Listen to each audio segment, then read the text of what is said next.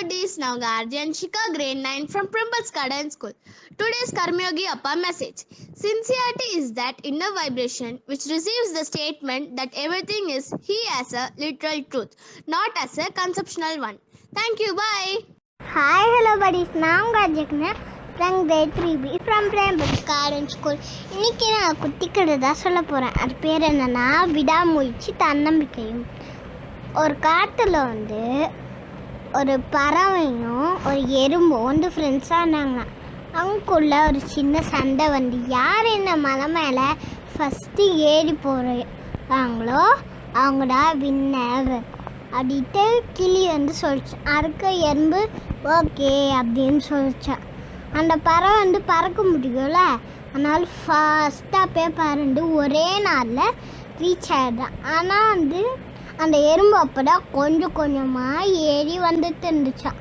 அந்த பறவைக்கு பசிக்குதுன்னு சொல்லிட்டு சாப்பாடு தேட வேறு இடத்துக்கு போயிடுச்சான். அப்போ அந்த எறும்பு கொஞ்சம் கொஞ்சமாக மேலே ஏறி ரீச் ஆகிடுச்சான்.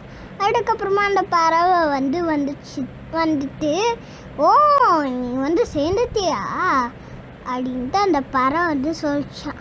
கேலி பண்ணிச்சு அந்த எறும்பை.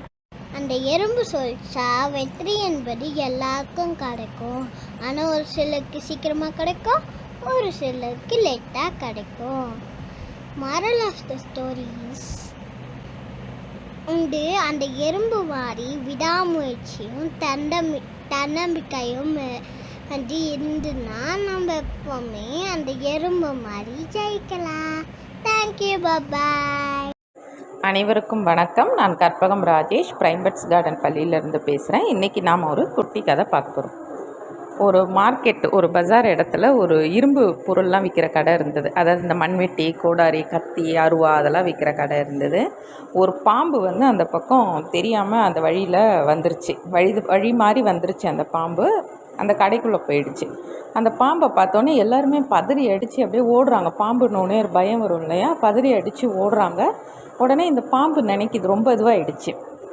ஓஹோ நம்மளை பார்த்து எல்லோரும் பயப்படுறாங்க அப்படின்னு சொல்லிவிட்டு அது வேணும்னே எங்கேயும் முன்ன பின்னையுமா போயிட்டு அப்படியே வந்துகிட்டே இருந்தது. அப்போது ஒரு கத்தி, ஒரு அருவா ஒன்று இருந்தது. என்னாச்சு, அந்த பாம்பு வாலில் பட்டு ரத்தம் வந்துருச்சு. பாம்பு கீறிடுச்சு அந்த அருவா. இந்த பாம்பு உடனே என்ன எல்லோரும் என்னை பார்த்து பயப்படுறாங்க, இது மட்டும் என்னை பார்த்து இது இல்லாமல் எனக்கு காயத்தை ஏற்படுத்திடுச்சு, இதை நம்ம சும்மா விடக்கூடாது அப்படின்னு சொல்லிவிட்டு அதை போய் இன்னும் டைட்டாக பிடிக்க பார்த்தது. அப்போ காயம் அதிகமாகிடுச்சு. 2-3 இடத்துல பட்டுருச்சு. ஏன்னா அருவா வெட்டிடும் இல்லையா, காயம் 2-3 இடத்துல பட்டுருச்சு.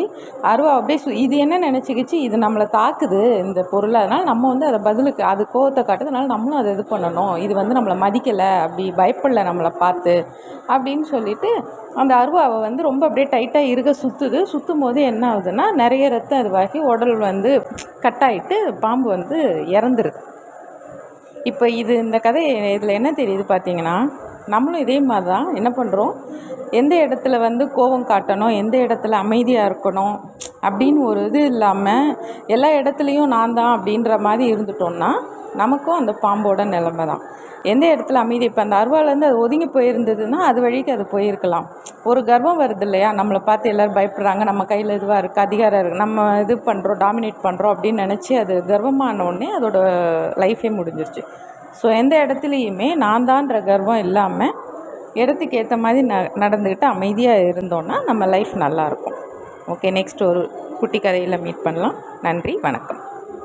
Hi, hello buddies. I am RJ Siadvarun, grade 5B from Primbas Garden School. This is the message from Savitri by Aurobindo. His fragile ship conveys through the sea of years, an incognito of imperishable. Thank you, bye.